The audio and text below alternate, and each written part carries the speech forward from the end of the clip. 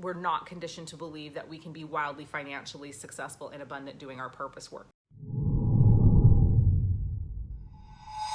So for me, it's like I talk about this idea of divine balance. It's like, you know, people often will be like, you're so extreme, like you're fasting or you're eating whatever you want, right? Or you're, you know, having 5 margaritas. I never have 5 margaritas, but 3 margaritas. Let's call it 3 margaritas. Having 3 margaritas, or you're not drinking, right?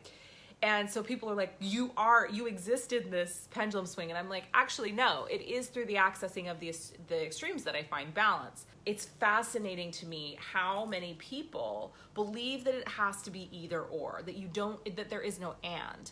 So money and spirituality is one of these things, right? It's like, you can't make money doing your purpose work. Like if you're truly invested in your purpose work, this is that old adage of like healers shouldn't be paid for their services. Like if you're a true healer, you're not making money from it, right?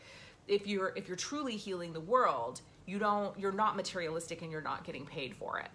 And so this is programming, this is conditioning, this is bullshit, right? Like literally what it is bullshit. But it absolutely is something that is conditioned and ingrained into us. So anytime we begin to step into our purpose, we're literally having to battle through all this programming and conditioning that we can't be successful, doing our divine mission work, doing that work that we were sent here to the world to do. Well, why is that programmed and conditioned? It's programmed and conditioned because the global financial elite do not want the spiritual people fully in their power. Because if the spiritual people were fully in their power, then the global financial agenda would not be able to be successful, right? Because people would recognize and realize the power that they have innately to be wildly financially abundant and successful. The powers that be do not want that. They don't want that because that means that they lose control.